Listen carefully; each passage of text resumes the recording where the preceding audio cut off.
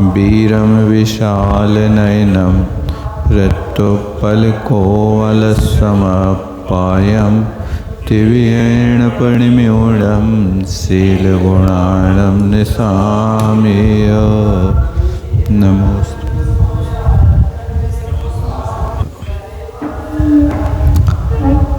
जय विषय लुब्ध विशदो तथावर जंगमाण घोराण सर्वेशं विनाशदि विषय विषम दारुणं होई। कहते हैं विषय विषम दारुणम होई।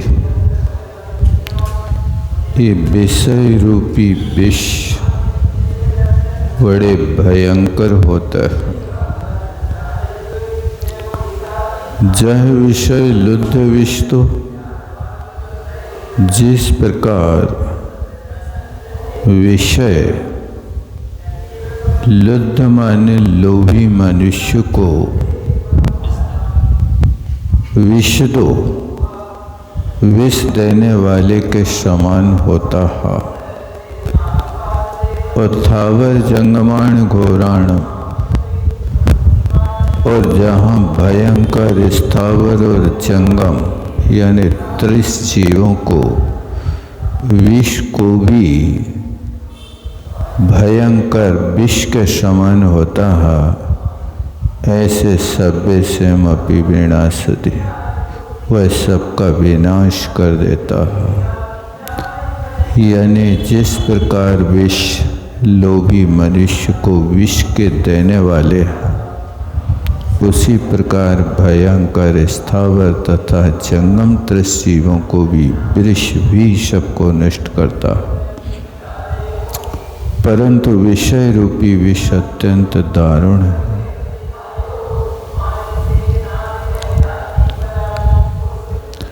जिस प्रकार हस्ती, मीन, भ्रमर, पतंग तथा हरण आदि के विषय उन्हें विष की भांति नष्ट कर देते हैं, उसी प्रकार स्थावर के विष मोहरा, सोमल आदि और जंगम अर्थात सांप, बिच्छू आदि भयंकर जीवों के विष सभी को नष्ट करते हैं। इस प्रकार जीवों को नष्ट करने की अपेक्षा विषय और विष में समानता है। परंतु विचार करने पर विषय रूपी विष अत्यंत दारुण है, क्योंकि विष से तो जीव का एक ही भाव नष्ट होता है, विषय से अनेक भाव नष्ट होते हैं।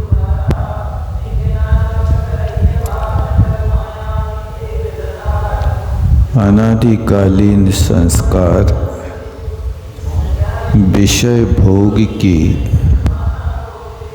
दुष्प्रवृत्ति इतनी भयंकर होती है कि जो अनुभव में नहीं आता कि ये विष है, क्योंकि विषयों से व्यक्ति को सुख की अनुभूति होती है, दुख मानता नहीं है और भविष्य दिखाई देता नहीं है। कोई कामी भोगी व्यक्ति मरकर के नरक गया है, ऐसा कोई को साक्षात नरक के दुख यदि दिखाई देते तब तो फिर भी अंतर पड़ सकता था, लेकिन वो भविष्य किसी को दिखाई देता नहीं, और वर्तमान में वो प्रत्यक्ष नहीं है। और वर्तमान में जिनकी संगति है सो वे सब विषयों में झंपापात करने वाले हैं। अब इस परिस्थिति में अकेले एक ग्रंथ के पढ़ने से विषय विष जैसे महसूस नहीं होता। यदि सच्चे गुरु समझाते भी हैं तो वो कहता है, तुम कहते हो कागज लेखी और हम कहते हैं आखन देखे। वो गुरु को सिखाने को तैयार हो रहा है कि तुम शास्त्रों में लिखी बात कह रहे हो, लेकिन हम तो साक्षात अनुभव कर रहे हैं कि पंचेंद्रियों के विषयों में सुख है, दुख कहीं से कहीं तक महसूस होते ही नहीं। यदि जहर में भी मसाला मिला करके खिलाया जाए तो भी लोग बड़े शौक से खाते हैं। साक्षात लिखा है कि इस वस्तु के सेवन से मौत हो सकती है। अब वो व्यक्ति लिख रहा है जो उस वस्तु को तुम्हारे लिए भेज रहा है, तुम्हें खिला रहा है, उसका निर्माता है, कह रहा खाओगे तो मर जाओ। लेकिन वो इंद्री की लोलुपता इतनी है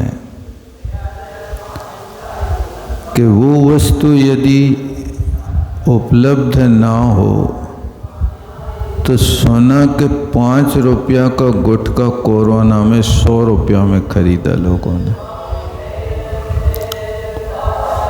आप उपलब्ध कराओ, पैसा कितना चाहिए, कोई उसको मानने को तैयार नहीं।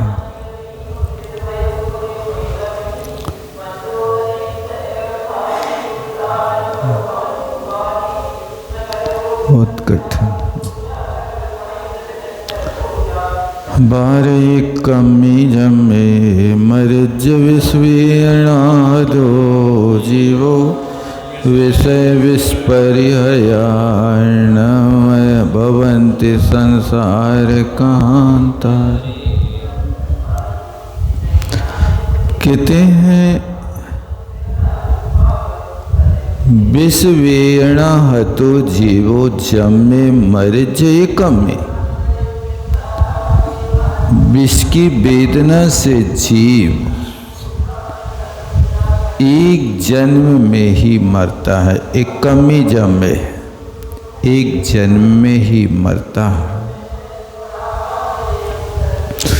किंतु विषय परिहर्या, विषय विष रूपी से परिहया माने मारा गया व्यक्ति संसार कांतारे भवन्ति, उस संसार रूपी समुद्र में, जंगल में भ्रमण करता रहता।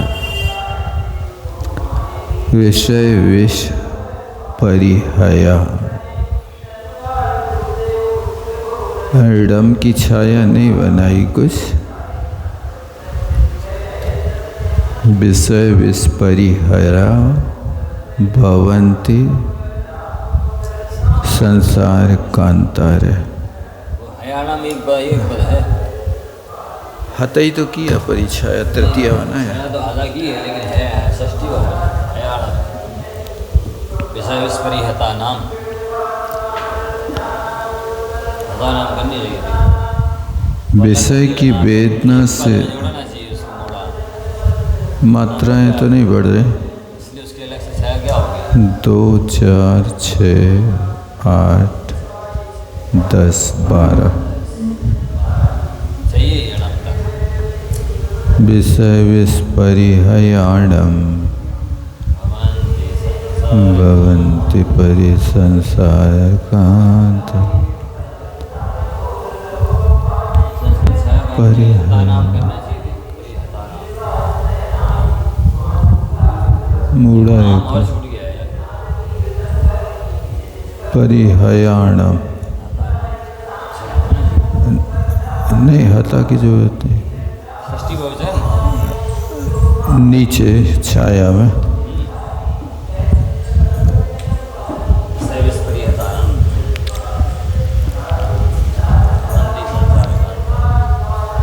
विषय विस्परिहता नाम भवन्ति संसार भ्रमन्ति संसार कांतारे परिहतानाम।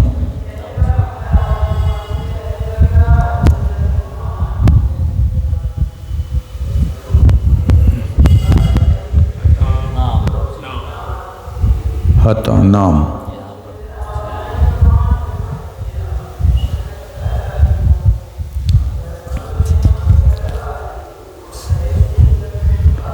परिहत बनेगा भी कि नहीं बनेगा। विषय रूपी विष तथा साधारण विष में अंतर बतलाते हुए आचार्य लिखते हैं कि अन्य विष तो इस जीव को एक ही बार मारता है, परंतु विषय रूपी विष निरंतर मारता रहता। विषी जीव नई नई पर्याय धारण कर संसार रूपी वन में घूमता ही रहता। इसलिए हे भव, इस विषय रूपी विष से अपनी रक्षा करो।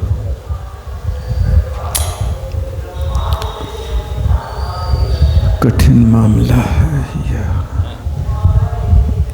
इंद्रिय विषयों को जीतना।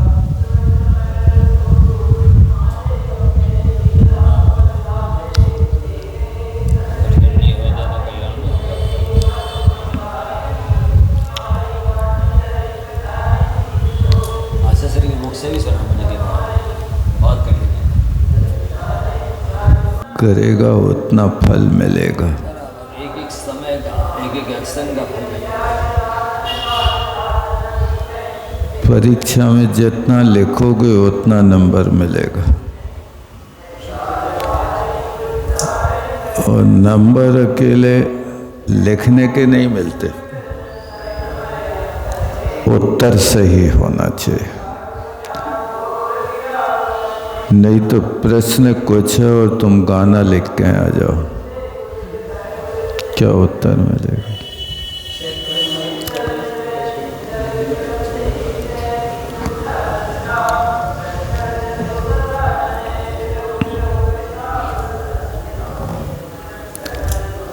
फिर कहते नरिये सुवेणाओ तेरे कये मान ये सुदुखाए देवेश विदो गौ लहंति विषया सताजी।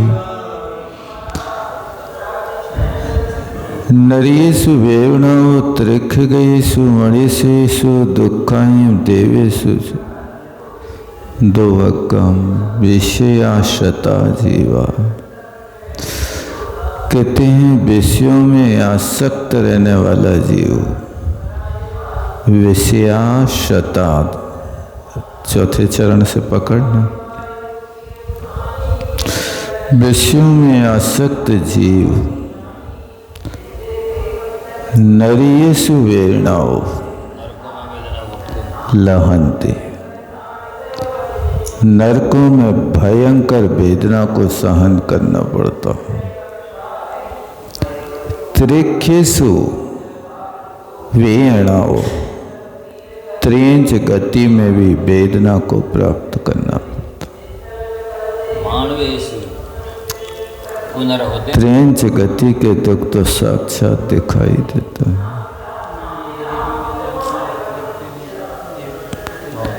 घनघोर बारिश हो रही है, कुत्ता द्वारे पे बैठा है, छाया को तड़फ रहा है। कहीं रात के 12 बजे हैं, कहीं सिमट के बैठ भी जाए तो दरवाज़ा खोलते ही लोग उसके ऊपर वार कर देता, चिल्लाता हुआ फिर भागता। त्रेंच गति के दुखों को इसलिए लिखा, कोटि जीव तैं जात न भय। करोड़ों जिह्वाओं से भी उनके दुखों को कहा नहीं जा सकता। मनुष्य दुखायम, और मनुष्य गति के दुखों को, और देवेशु दोहकम, ये भी दिख रहा है मनुष्यों के दुख भी, मनुष्यों के दुख तो कितने प्रकार के मनुष्य। ऐसी मजबूरी में दीनता हीनता में जीवन बिताया।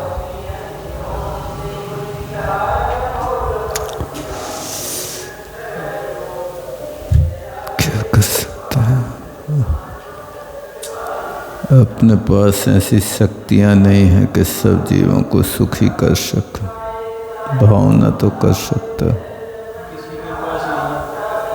लेकिन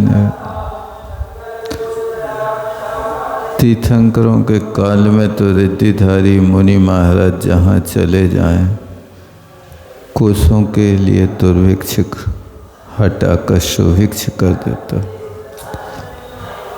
देवों के द्वारा मथुरा में मरी रोग फैलाया गया।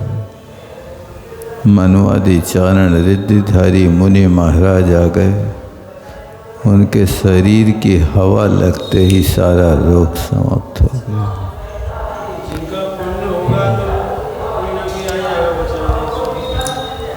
अब पुण्यवती का दोरा सदा, ये बात तो ठीक है, लेकिन पंचम काल में पुण्यवान भी तो दुखी है ना।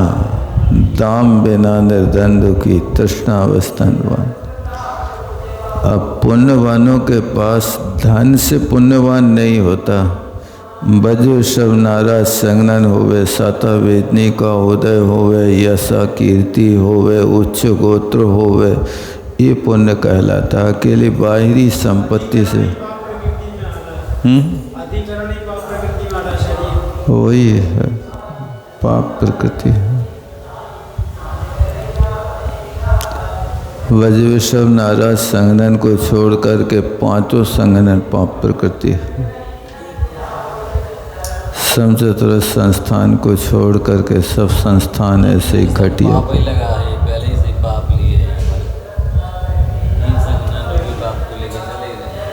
कर्म भी है, नौकर्म भी ऐसे।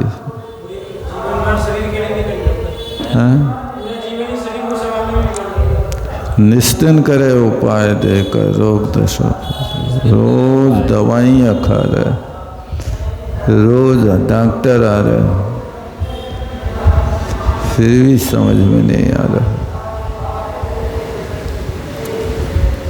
इसलिए तो आचार्य महाराज ने कहा है, कलव काले चले चित्त देहे चांदनादि कीट के एत चित्रा में यद्यपि जिन लिंग धरानर। ये भी आश्चर्य की बात। बस इतना है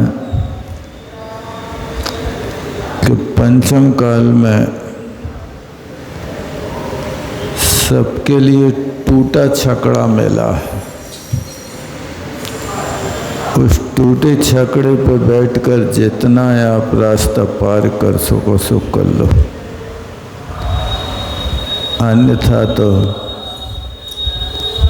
कली काल। तो बहुत कुछ किया जा सकता है, एक भाव से रखा जा सकता है, लेकिन ये विषय कसाय होने नहीं करना।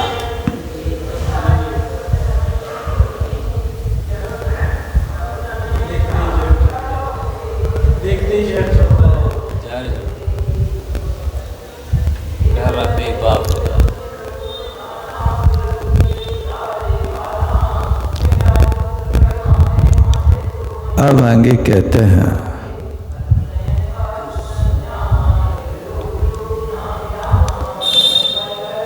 बोले फोटो उतारने गया,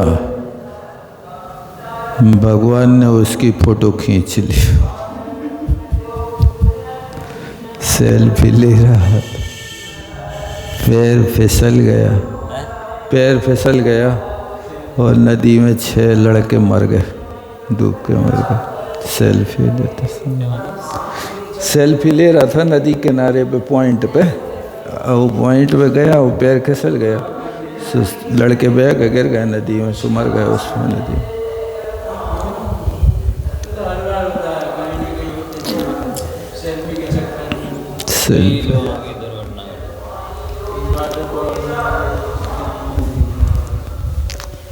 ये देवेशु भी दो हक्कम। देखो यहाँ देवगति में भी कह रहे हैं कि देवों के लिए भी सुख नहीं है, वे भी दुर्भागी है। दो हक्कम लहंते, विषयासता जीवा, विषयों में आसक्त रहने वाला जीव। हाँ, कंदर्पादी जाति के होते हैं ना, केवल काम ही देवे होते हैं, हमेशा संकलेश करते होते। संकलेश प्रणाम। विषयों में आसक्त हुए जीव नरकों उत्पन्न होकर वहाँ तीव्र वेदनाओं को प्राप्त करते हैं। त्रेंच और मनुष्य गति संबंधी दुख सामने ही अनुभव में आते हैं। देवों में कदाचित कषाय की मंदता से उत्पन्न होते हैं तो भी वहाँ अभियोग्य तथा किलविष के जाति के देव होकर के निरंतर दुख उठाना पड़ता है। तुष्धमंत बलेण जदवाण गच्छति तविशीलमंत कुशली कवंति विषयम विषम वकलम। कहते तुष्धमंतम बलेण, जैसे तुषों को उड़ाने से नराण दब्बम सारम गच्छति, मनुष्यों को उसमें कोई सार हो। नराणम, हाँ,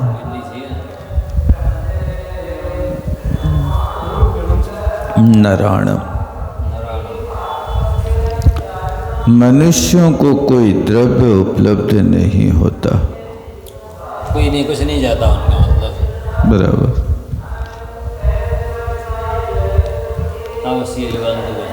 तब शीलमंत कुशली, तप शील में कुशल, विषयम विषम एव खलम क्षिपन्ते। तपोशील से युक्त कुशल पुरुष विषय रूपी विष को खल के समान खवंती माने छोड़ देते हैं, त्याग कर देते हैं।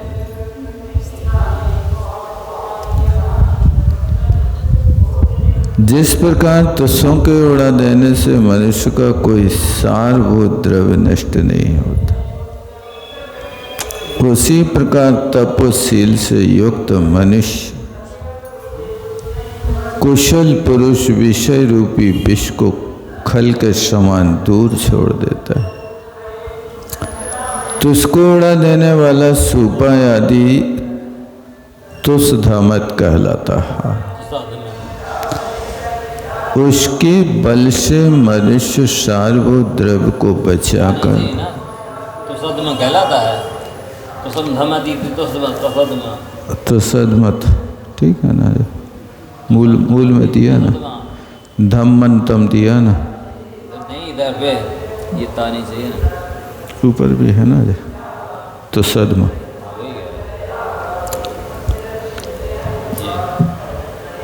तुषधमत सती प्रत्यांत है, तुषधमत। उसके बल से मनुष्य सारभूत द्रव्य को बचाकर तुझको उड़ा देता है, फेंक देता है। उसी प्रकार तप और उत्तम शील के धारक पुरुष ज्ञानोपयोग के द्वारा विषभूत पदार्थों के सार को ग्रहण कर विषयों को खल के समान दूर छोड़ देता है। तप और शील से सहित ज्ञानी जीव इंद्रियों के विषय को खल के समान समझते हैं। जिस प्रकार इक्षु का रस ग्रहण कर लेने पर छिलके फेंक दिए जाते हैं, उसी प्रकार विषयों का सार उन्हें जानना था। सो ज्ञानी जीव इस सार को ग्रहण कर छिलके के समान विषयों का त्याग कर देता। ज्ञानी मनुष्य विषयों को ज्ञेय मात्र जान उन्हें जानता तो है, परंतु उसमें आसक्त नहीं होता। अथवा एक भाव यह प्रकट होता है कि कुशल मनुष्य विषय को दुष्ट विष के समान छोड़ देता है। वट्टेषु खंडेषु बद्धेषु विशालेषु अंगेषु अंगेषु पप्पेषु सभ्येषु उत्तमं शीलम् वट्टिषु खंडेषु भद्रेषु विशालेषु अंगेषु पप्पेषु सभ्येषु उत्तमं शीलम्। कहते इन सब कार्यों में उत्तम अंग है तो शील ही है। चाहे मनुष्यों का शरीर वृत्त हो अर्थात गोल हो अथवा खंडेषु वट्टेषु अर्धगोलाकार हो और भद्रेषु माने भद्र हो सरल हो शालेषु अंगेषु शाल अंग अर्थात लंबा चौड़ा शरीर हो ऐसे अंगेषु पप्पेषु ऐसे अंगों के प्राप्त हो जाने पर भी सभ्येषु सब में यदि श्रेष्ठ है तो उत्तम शील है। शरीर उत्तम नहीं होता शील विशिष्ट माना जाता है। शील के बिना मनुष्य के समस्त अंगों की शोभा निस्सार है। इसलिए विवेकी जन शील की ओर ही लक्ष्य रखते हैं। पुरुषेण विषय आये कुसुम मोड़े ही विषय लोले संसारे भूदे। किति पुरुषेण विषय आये पुरुष से सहित होकर कुशमय मुड़े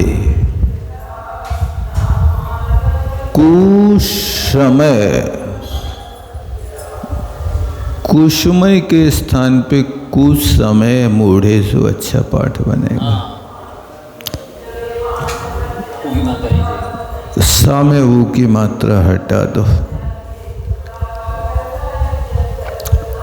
कुसमय मूढ़े कुछ समय माने मिथ्या शास्त्रों में जो मूढ़ है ऐसा विषय लोले इंद्रियों के विषयों में लोलपी है। ऐसा व्यक्ति संसार में परिभ्रमण करता है जैसे अरहट की घड़ी होती है। घरटम रहट की घड़ी की तरह इस संसार में हमेशा घूमता रहता है। मिथ्या मत में मूढ़ हुई कितने ही विषयों के लोलपी मनुष्य ऐसा कहते हैं कि हमारा पुरुष ब्रह्म तो निर्विकार है। विषयों में प्रवृत्ति हो चतुष्टय की होती है। जी ब्रह्मा द्वैतवादी के समान जो लोग कहते हैं कि आत्मा नहीं खाती शरीर खाता है, ये भी एकांतवादी ब्रह्मा द्वैतवादी की कोटि में आता है। जैसे ये लोग मानते हैं कि आत्मा तो सदा पुष्कर पलाश्वर निर्लेप निर्विकल्प है। ये तो शरीर की क्रियाएं हैं। सब जो भी क्रिया हो रही है इस शरीर की क्रिया हो रही है। जड़ की क्रिया ही लिख भी दिया उन्हें, जड़ चेतन की सब परिणति अपने अपने में होती है। ये बात सत्य है कि जड़ और चेतन सब अपने अपने अर्थ पर्याय से घूमते हैं, परिभ्रमण करते हैं। बात बिल्कुल सत्य है। लेकिन जहाँ जड़ का और चेतन का संश्लेष संबंध है, उस जड़ चेतन के संश्लेष संबंध को आप एकाकी क्रिया नहीं कह सकते कि शरीर खाता है आत्मा नहीं खाती है। ऐसा यदि आप कहोगे तो फिर आपको ये आहार मार्गणा शरीर ही में बनाना पड़ेगी, आत्मा में नहीं बनेगी। जो 14 मार्गणाएं हैं, इसमें आत्मा भी पुष्कर पलाशवत बिल्कुल निर्विकल्प रहेगी, आत्मा को कोई कष्ट नहीं होगा। उनको इतना समझ में नहीं आया कि पुद्गल का स्वरूप तो रूप रस गंध है, लेकिन रस का स्वाद शरीर ले रहा कि आत्मा ले रही। दाल खारी है, ये दाल का खारापन का ज्ञान आत्मा को हो रहा है कि जड़ को हो रहा है। नमक के डिब्बा में भरे नमक ने आज तक नहीं कहा कि नमक बहुत खारा है, लेकिन नमक की एक डली यदि दाल में ज़्यादा हो जाए तो लोग हा दैया मचा देते हैं। आज नमक ज़्यादा डाल दिया, नमक ज़्यादा डाल दिया, ऐसा होता है। आजकल लगता है मुझे नमक में से भी रस को शायद निकाला जा रहा है, नमक भी शायद नकली प्रयोग किया जा रहा है। उसकी जो रस होना चाहिए वो आज रस गायब है। अब वो नमक का रस निकाल लिया या जहवा का रस खत्म कर दिया, ये तो नहीं कहा जा सकता। लेकिन स्वाद नहीं है वस्तु में। अब वो स्वाद नहीं है, बार बार कह रहे हैं नमक डाल दो, नमक डाल दो, नमक डाल दो। नमक डाल रहे लेकिन स्वाद कहाँ चला गया? ऐसा नहीं है, डालते हैं। वो लगता है कि शायद रसना इंद्री का भी रस नाम कर्म का जो क्षयोपशम है वो आवरण से युक्त हो गया। जैसे चूना खाने वालों की रसना, उनका स्वाद खत्म हो जाता है।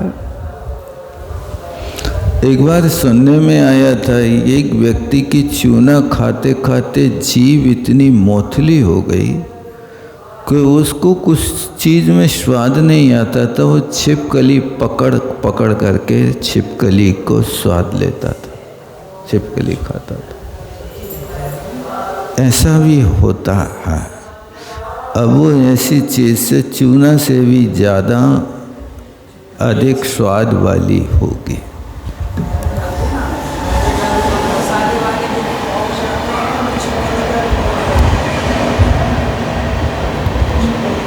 शराब पीते पीते शराब का नशा, स्वाद कम हो जाता, तो उसमें लोग धतूरा के बीज मिला लेते हैं। एक गांव में एक जैनी भाई शराब पीता था, और वो जैनी भाई इतनी शराब पीता था कि उसमें धुत रहता था। और जब शराब का नशा उसको मज़ा नहीं आता तो धतूरे के बीज मिलाता था। एक दिन ज़्यादा मात्रा में मिला लिए तो व्यक्ति मरणासन अवस्था को प्राप्त हो गई। उसको बचाना मुश्किल पड़ गया। ऐसी भी स्थितियाँ होती हैं।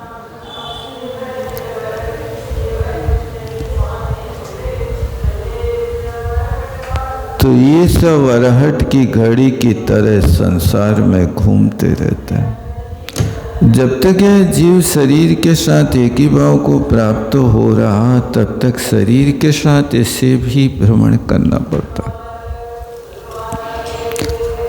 इसलिए मिथ्या मत के चक्र में पड़कर अपनी विषय लोलुपता को बढ़ाना श्रेयस्कर नहीं है। आदि कम गंठी जावदा विषयराय मोहि, तम छिंदन्ति कयथा तब संयमशील योग। आदि कम गंठी जावदा विषय राय मोहे, किति विषय संबंधी राग और मोह के द्वारा जब तक आत्मा में कर्मों की गांठ बंधी है, उसे छिंदंती कयत था, उस गांठ को छेदने में समर्थ कयत था, माने कृतार्थ, कृति पुरुष होते हैं, ज्ञानी पुरुष होते हैं, और वे तप संयम और शील गुण के माध्यम से उस गांठ को छेद देते हैं, नष्ट कर देता है। विषय संबंधी राग और मोह के द्वारा आत्मा में जो कर्मों की गांठ बंधी है, उसे ज्ञानी मनुष्य तप संयम और शील रूप गुण के द्वारा छेदता है। जीव के रागादि भावों का निमित्त पाकर कर्मों का संबंध होता है, सो ज्ञानी मनुष्य उन भावों को समझ उसके विपरीत तप संयम तथा शील आदि गुणों का धारण कर उस बंध को रोकता है तथा सत्ता में स्थित कर्म परमाणुओं की निर्जरा कर आत्मा और कर्म को जुदा जुदा करता है। उर्धीवरण भरदो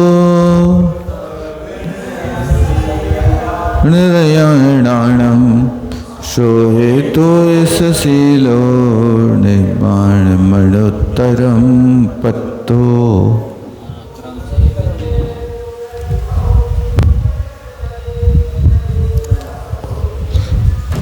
तो कहते हैं उद्धीय ररण बन दो, जैसे समुद्र में रतन भरे होते हैं, उसी प्रकार तप नियम शील दान रैणाणम, उसी प्रकार साधक तप नियम शील दान रूपी रत्नों से भरा हुआ शोभित होता है। सशीलो, वह शील से युक्त ऐसा जीव निब्बाण मणुत्तरम पत्तो, श्रेष्ठ मोक्ष को प्राप्त कर लेता है, जिसके पास तप नियम शील दान आदि रत्न भरे हैं। गुणों से मोक्ष मिलना। जिस प्रकार समुद्र रत्नों से भरा होता है, तो भी तोय अर्थात जल से भी शोभा देता। बहुत अच्छा जी, कहाँ से निकाला तोय?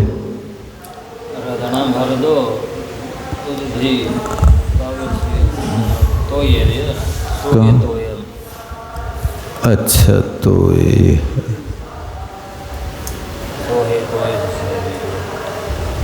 सलीलो, जल से ही शोभा देता है। उसी प्रकार यह जीव भी तप विनय शील दान आदि रत्न से युक्त है, तो भी शील से सहित होता है, सर्वोत्कृष्ट निर्वाण पद को प्राप्त होता है। भावार्थ है कि तप विनय दान आदि से युक्त होने पर भी यदि मोह और क्षोभ से रहित समता परिणाम रूपी शील प्रकट नहीं होता, तो मोक्ष की प्राप्ति नहीं होती। इसलिए शील को प्राप्त करना चाहिए।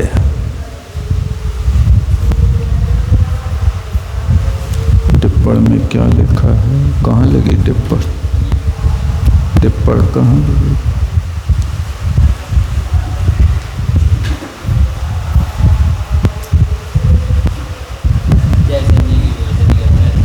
एक नंबर टिप्पण कहाँ लगाई?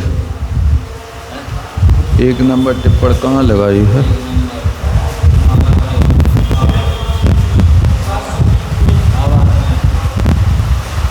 भावार्थ में लगी है। अच्छा जी, लगी। गाथा नंबर 25-26 के भावार्थ में पंडित जयचंद जी झावड़ा ने इसका उत्तर इस प्रकार लिखा है। कुमति वेश्यासक्त मिथ्या दृष्टि अपने विषयन को भले ही माती सेवे है। भले मान, अच्छे मान करके, माती तो गलत लिखा, भले मान, भली भांति है, भले मान करके सेवे है। कई कुमति ऐसे भी हैं जो ऐसे कहें कि जो सुंदर विषय सेवने थे ब्रह्म प्रसन्न हुए, यानी आत्मा प्रसन्न होती है। यह परमेश्वर की बड़ी भक्ति है। ऐसे कहकर अत्यंत आसक्त होए शिव। ऐसा ही उपदेश अन्य को देकर विषयों में लगावे ते आप तो अरहट की घड़ी जब संसार में भ्रमे ही। वह अनेक प्रकार दुख भोगवे हैं, परंतु अन्य पुरुष को भी तहाँ लगाए भ्रमावे।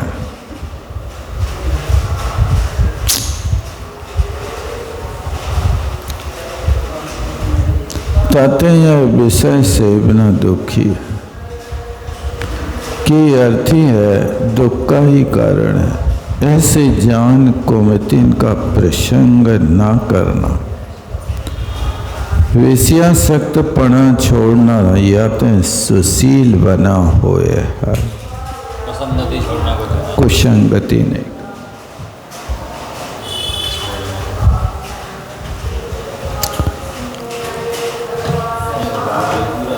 विषयों की आदत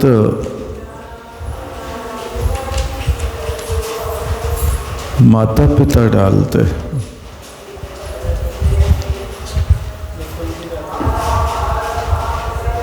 भोजन कराना माँ सिखाएगी बच्चे को तो चटपटा खिलाएगी। दूध पीने वाला बच्चा जब पहली बार नमक खाता है तो तिल मिला जाता, थूकता है, लेकिन माँ उसके मुंह को पकड़ के जबरदस्ती बार बार खिलाती और वो अभ्यस्त हो जाता है। मिर्ची खाना सिखाती है, मिर्ची खाओ, ये खाओ। अभी एक व्यक्ति कह रहा था कि हमारी दुकान पे एक महिला अपने 1 साल के बच्चे को लाई, उस बच्चे को दूध पिलाया। उस बच्चे को दूध पिलाने के बाद उस महिला ने स्वयं ने गुटखा खाया और उस बच्चे को चटाया बच्चे को। तो दुकानदार ने कहा तुम क्या करती हो? बोले इसको गुटखा नहीं खिलाएंगे तो यहाँ माथा खा जाएगा, माथा खा जाएगा, इतना रोएगा, इसलिए इसको ये चटाना पड़ता। अब उस बच्चे की आदत बन गई गुटखा खाने के। इतना छोटा दूध पीने वाला बच्चा। इसलिए माता पिता यदि शुरू से बच्चों को, वो माँ गुटखा खाती ना तो दूध में आ रहा स्वाद उससे। नहीं, दूध में तो आ रहा होगा, लेकिन ऊपर से भी उस गुटके को स्वयं खा रही और बच्चे को चटा दिया, तब वो बच्चा मान रोती है। दूध में भी स्वाद आ रहा है।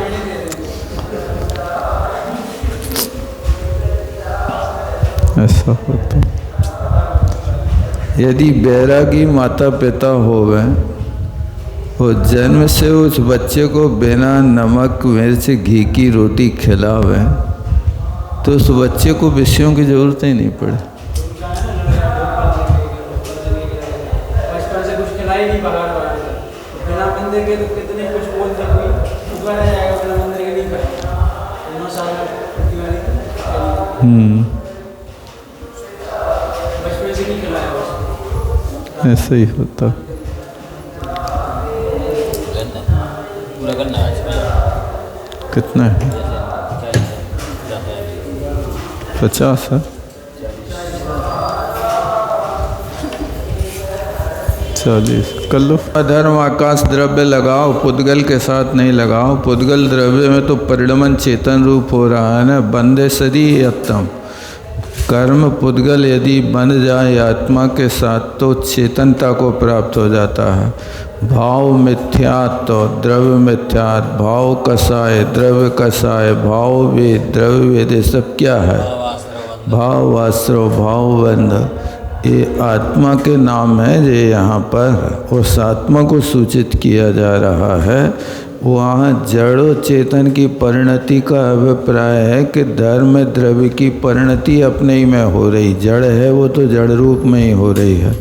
वो धर्म द्रव्य चेतन को चेतन रूप परिणमन नहीं करा रहा है। उनके साथ तो है अपनी अपनी परिणति, लेकिन पुद्गल का जब जीव के साथ एक क्षेत्रावगाही संबंध हो जाता है तो दूध और पानी जब मिलकर एक हो जाते हैं तो अग्नि पर रखने पर आप कहो कि पानी जल रहा, दूध नहीं जल रहा है, कैसे होगा?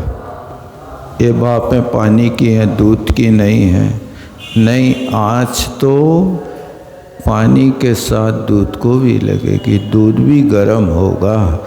जब उसमें मिश्र भाव आ गया तो एक वस्तु कैसे जलाओगे? स्वतंत्र पानी होवे तो पानी जलेगा, स्वतंत्र दूध होवे तो दूध जलेगा। लेकिन जब दोनों मिल गए तो दूध पानी में एक साथ उष्णता आएगी कि अकेला पानी जलेगा और दूध ठंडा बना रहेगा? ऐसा कैसे होगा? आत्मा भी दूध पानी की तरह एक अवस्था को प्राप्त हो गई। तो जो भी दशा हो रही है, आंसू बहा रहा तो जड़ बहा रहा कि आत्मा बहा रही? कौन बहा रहा? दुख हो रहा तो आत्मा को हो रहा कि जड़ को हो रहा? आत्मा दुखी हो रही।